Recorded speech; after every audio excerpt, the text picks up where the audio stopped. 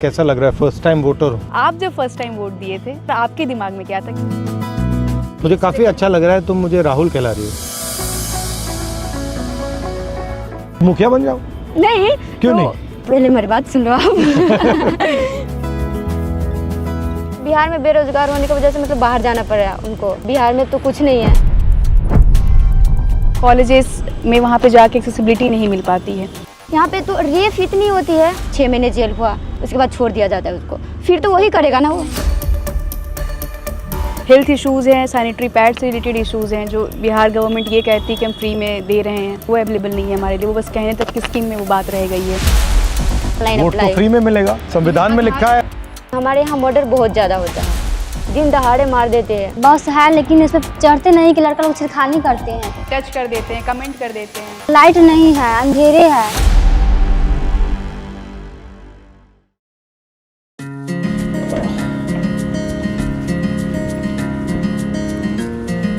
बताओ क्या हो रहा है?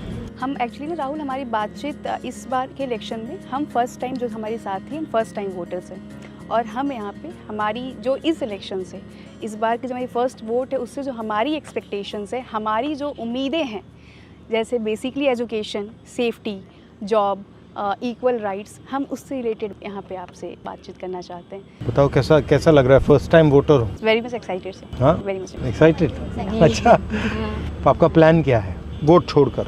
पढ़ाई क्या हो रही है, कैसी चल रही है? पढ़ाई तो ख़त्म ही हो गई है। खत्म हो गई। जैसे कि 10th पास करके मेरे घर से मतलब कॉलेज बहुत दूर है।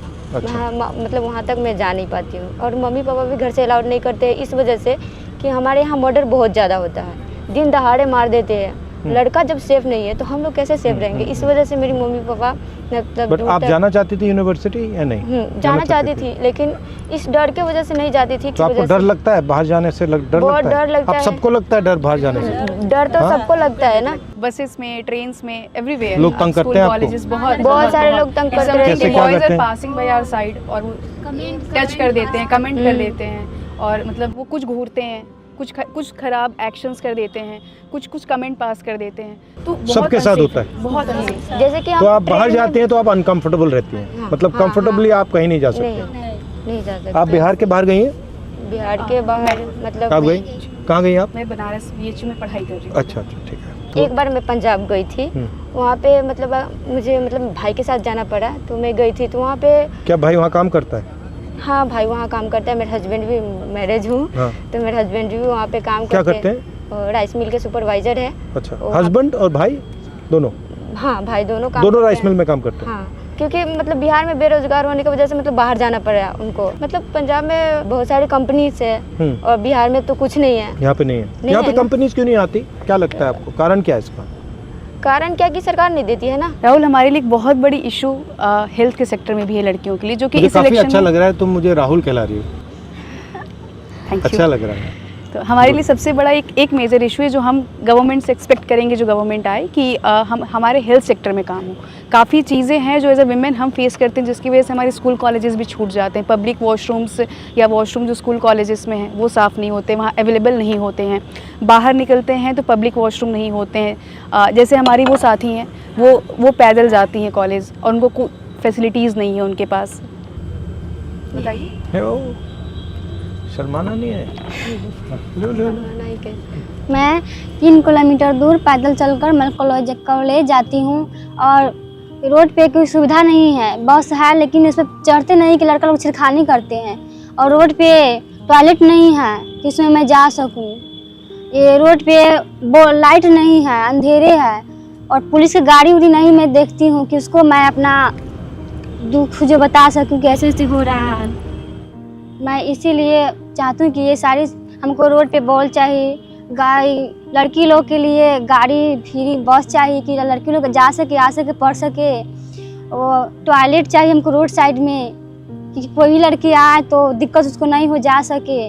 मैं उसी को वोट दूंगी कि हमको सारे समस्या को हल करें। मतलब मेजर इश्यूज जो है कि मतलब एटलीस्ट पब्लिक वॉशरूम तो हम एक्सेस कर सके। For main it's very easy कि वो कहीं भी उनके लिए हो जाती है। बट हम एज एन फीमेल ये फेस करते हैं ना कि हम कहीं जा रहे, कुछ बहुत इमरजेंसी है, we are searching for somewhere कि कुछ होटल्स कुछ मिल जाए, जो कि वहाँ भी बेसिकली बड़े होटल्स अलाउड नहीं करते। हम उस सिचुएशन में बहुत बुरे फंस जाते हैं। अगर कभी हमें पीरियड्स आ रहे हैं, इन रास्ते अगर हो जाता है, हम परेशान हो जाते हैं, हमें भाग के घर आना पड़ता है। बहुत तरह की ऐसी दिक्कतें हो रही हैं जो, और एजुकेशन सेक्टर में सबसे बड़ा तो हमारे लिए इशू यही है ना कि हमें कॉलेजेस में वहाँ पे जाके एक्सेसिबिलिटी नहीं मिल पाती है। हेल्थ इश्यूज़ हैं, सैनिटरी पैड से रिलेटेड इश्यूज़ हैं जो बिहार गवर्नमेंट ये कहती है कि हम फ्री में दे रहे हैं, या फिर कुछ चार्ज बहुत मिनिमम प्राइस में, वो अवेलेबल नहीं है हमारे लिए। वो बस कहने तक की स्कीम में वो बात रह गई है। मुझे लगता है चाहे वो शिक्षा का सिस्टम हो, स्वास्थ्य का सिस्टम हो, वो सारा का सारा प्राइवेटाइज हो रहा है, और उसमें जो गरीब लोग होते हैं वो मतलब लाखों रुपए तो दे नहीं सकते हैं, नहीं दे सकते, तो वो फंस जाते हैं बीच में। तो मुझे लगता है कि जो हाई क्वालिटी सरकारी एजुकेशन है, हाई क्वालिटी सरकारी अस्पतालें हैं, उन पे भी फोकस होना चाहिए। कोई बीमार हो जाता है, खेती करता है, वो 4, 5, 7, 10 लाख रुपए कहाँ से लाएगा? हार्ट का ऑपरेशन करवाना हो, कैंसर हो जाए, कैसे लाएगा? वो ला ही नहीं सकता। तो उसके लिए तो आंसर सरकारी अस्पताल है, और कोई आंसर ही नहीं है। तो सरकारी अस्पताल में भी जाते हैं तो वहाँ पे भी जाते हैं तो बहुत ऐसे बेकार क्वालिटी है। ऐसा बोलते हैं कि जांच तो कर देते हैं, लेकिन फिर भी बोलते हैं कि जाओ प्राइवेट से दवा लेकर आओ। इस सरकारी हॉस्पिटल किस काम का है? जो मतलब मुझे दवा भी प्राइवेट से खरीद के लेना पड़ता है, सिर्फ वो देख रहा है मुझे, वही है। और उसके बाद दवा या जांच हो, जैसे कि खून जांच हो, एक्सरे हो, ऐसे ही मतलब ये सब प्राइवेट से करवाना पड़ता तो है। क्या करोगी बाद में, क्या करोगी एक बार आपका पूरा एजुकेशन खत्म हो गया? मैं डॉक्टर बनना चाहती हूँ। अभी मैंने 12th पास आउट किया है और नीट की प्रिपरेशन कर रही हूँ, और आगे मेरा ड्रीम है MBBS। और MBBS का ऐसा है कि MBBS के लिए सीट नहीं है, गवर्नमेंट सीट बहुत कम है। लगभग हर साल 25 लाख प्लस बच्चे एग्ज़ाम में के लिए एलिजिबल होते हैं, बट गवर्नमेंट सीट 55,000 सी हैं। तो मैं ये चाहूँगी कि हमारे जो भी गवर्नमेंट हो नेक्स्ट हो, वो हमें सीट्स ज़्यादा कम से कम प्रोवाइड करें, क्योंकि बहुत सारे बच्चे ऐसे होते हैं वो डिज़र्व करते हैं बट उन्हें सीट नहीं मिल पाता। और कभी कभी ऐसा हो जाता है जैसा कि पिछली बार हुआ, NTA ने क्या किया था, तो इस वजह से जिस बच्चे को मतलब जो बच्चा डिज़र्व करता था वो भी नहीं कर और ये पाया। यहाँ पे बिहार में काफ़ी पेपर लीक हो जाता है, कैंसिल हो जाता है, कभी पेपर कैंसिल हो रहा है, कभी और जैसा कि भैया मतलब ये तो चलता जाता है, ड्रामा चलता और रहता जैसा है। कि भैया आप जानते हैं कि बिहार एजुकेशन के मामले में अब भी बहुत पीछे है, खास करके बिहार की लड़कियां बहुत पीछे हैं। और कहीं ना कहीं इशू ये है कि हमारे गांव में स्कूल नहीं है, कॉलेज नहीं है, जिसके कारण हम अपनी एजुकेशन इनकम्प्लीट कर पाते हैं, नहीं कर पाते। और कहीं बाहर जाके करना हो तो फैमिली अलाउ नहीं करते हैं। अगर वो चीज़, वो सुविधा अगर हमारे गांव में हो, हमारे गांव में अगर स्कूल हो, कॉलेज हो, तो हम कर पाएंगे, हम अपनी एजुकेशन कंप्लीट कर पाएंगे। कहीं ना कहीं हमें वो उम्मीद होती है, चाहत होती है कि हम कुछ करें, पर वो फैसिलिटीज़ नहीं मिल पाती है जो कि गवर्नमेंट को प्रोवाइड करनी चाहिए थी, जिस वजह से हम अपनी एजुकेशन इनकम्प्लीट करके छोड़ देते हैं। जो मतलब थोड़ा अमीर है वो तो अपने बच्चे को प्राइवेट में भेजते हैं, सरकारी बनी किस लिए, मतलब उसमें तो हम सब लोग जाते पढ़ने ना, तो अमीर लोग प्राइवेट स्कूल में पढ़ाते हैं अपने बच्चे को, और जो गरीब लोग हैं वो जाते हैं सरकारी में। कैसे पास होगा? आप देखते हो कि भाई ये अमीर लोग हैं, इनको सब कुछ मिल रहा है, हाँ, सब कुछ मिल और रहा है। आपको अपॉर्चुनिटीज नहीं मिल रही हैं, तो आपको क्या लगता है? मतलब आपको खराब लगता है या आप इसको एक्सेप्ट कर लेती हैं, क्या है? बहुत खराब लगता है, मतलब बट आप एक्सेप्ट कर लेती हैं, मान लेती हैं इस बात को, एक्सेप्ट कर लेती हैं, मानना हाँ ही ठीक पड़ता है है। क्योंकि मतलब कोई सुनने ही नहीं आता है। जैसे कि आप मतलब मुझे तो ऐसा लग रहा है कि मतलब आप इतने बड़ा होकर मुझसे मिलने आए, और मैं भी आपसे मिलने आई। मेरे गांव का मुखिया जो है वो तो मेरी बात सुनते ही नहीं है, वो बोलते हैं क्या है, जाओ यहाँ से, क्या करने आई हो, तुम घर में रहो, घर में रहो, यही बोलती है। और बोलते हैं कि मतलब क्या करना है, ये क्या भी करना आइडिया है? बहुत सारे लोगों के माइंड में है कि भैया लड़की हो तो घर में रहो। कहाँ पे आती कर रही हो, कहाँ के लिए इतना कर रही हो, जाइए आप घर पे डांट के मिलगा देती हो। पढ़ लिख के चूल्हा ही फूक रहा है। और कहीं ना कहीं हम आवाज़ उठाते हैं, अगर हम कहीं पे जाते हैं आवाज़ उठाने के लिए, तो वहाँ पे बोलते हैं लोग कि बहुत बड़ी नेता हो गई हो क्या। यही बोला जाता है। तुमसे बोला हाँ तो तुमने क्या बोला, जवाब क्या दिया? हाँ हमने हो ये- गई हूँ। हाँ बिल्कुल, क्योंकि जो हमारा अधिकार है वो तो हमें चाहिए। सरकार बोलती है कि आधी आबादी, लड़कियां आधी आबादी है, तो फिर आधी आबादी को वो क्यों नहीं मिलता? जॉब भी है उसमें भी पैसा ले रहे हैं। मतलब हम लोग वोट किस लिए देते हैं कि हमें फ्री में नौकरी मिले। वहाँ पे भी अगर हम छोटा नौकरी, जैसे कि आंगनबाड़ी का भी नौकरी लेने जाते हैं, तो वहाँ पे 2 लाख, 2.5 लाख, 5-5 लाख तक मुझे मतलब पैसा देने के लिए बोलते हैं, फिर नौकरी लो। बोलना चाह रहे थे कि महिलाओं, हम सुने हैं, मोबाइल पे देखे हैं कि महिलाओं के लिए और किशोरियों के लिए सैनिटरी पैड फ्री में दिया जाता है, पर हमारे यहाँ तो कुछ भी ऐसा है ही नहीं, कुछ मिलता ही नहीं है। इसके कारण हमारे गांव और टोले मोहल्ले में देखते बहुत सारी महिला हमेशा बीमार रहती है।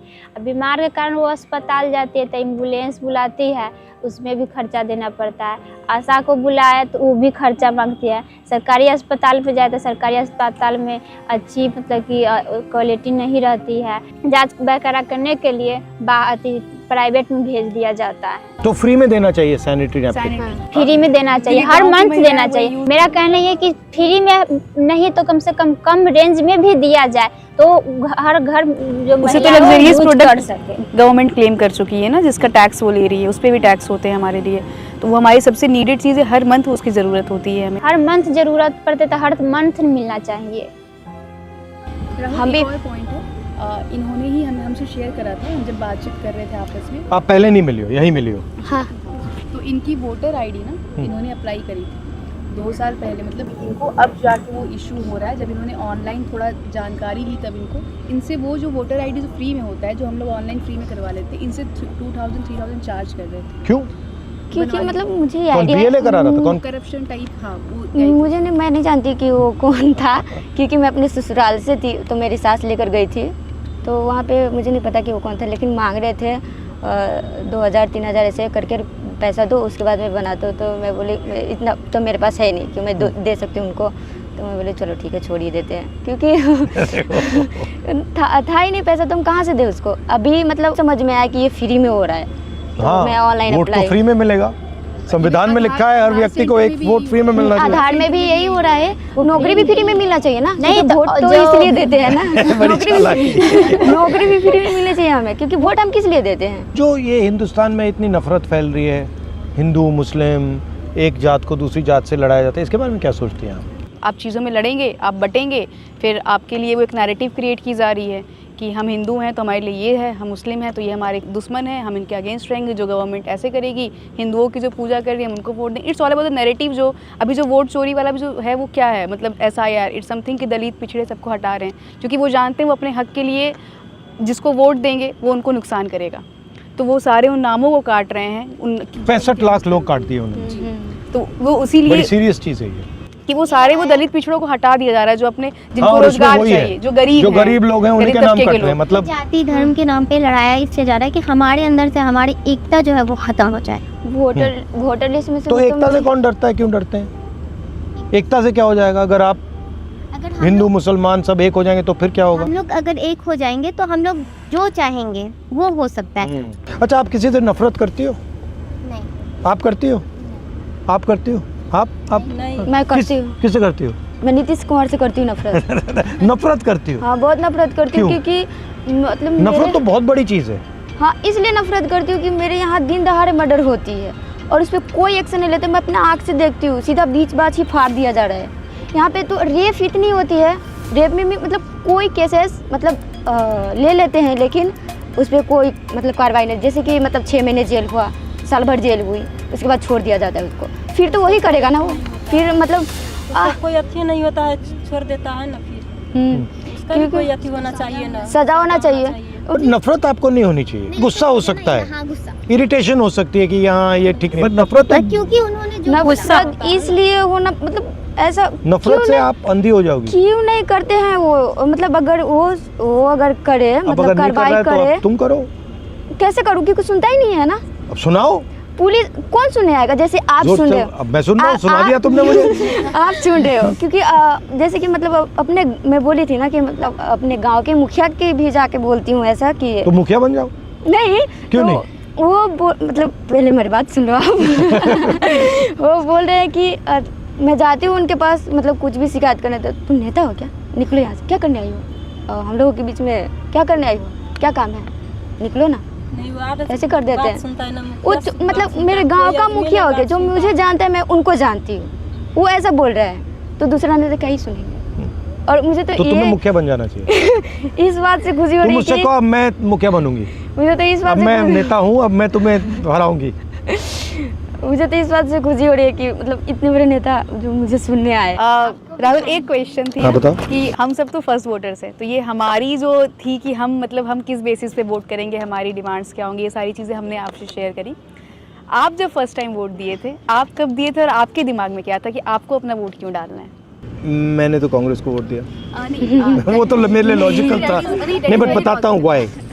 क्योंकि उस टाइम शायद आज से भी ज़्यादा नफरत फैल रही थी, और मुझे लगता है कि जो पॉलिटिकल पार्टीज़ लोगों को जोड़ती हैं, जो बांटती नहीं है, वो देश के लिए बेहतर है। जो पॉलिटिकल पार्टी बांट रही है, किसी को हिंदू हो, मुस्लिम हो, सिख हो, क्रिश्चियन हो, या वो, उससे मुझे लगता है कि देश कमज़ोर होता है। तो उस टाइम मैंने इस बेसिस पे वोट किया। जनरली मैं इसी बेसिस पे वोट करता हूँ। मुझे लगता है जो पॉलिसीज़ का गरीब लोगों को फ़ायदा होना चाहिए।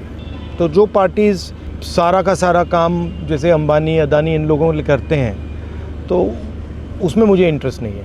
क्योंकि मैं चाहता हूँ कि ज़्यादा से ज़्यादा लोग विकास में पार्टिसिपेट करें, ज़्यादा से ज़्यादा लोगों को फ़ायदा मिले। तो ये मेरी थिंकिंग है।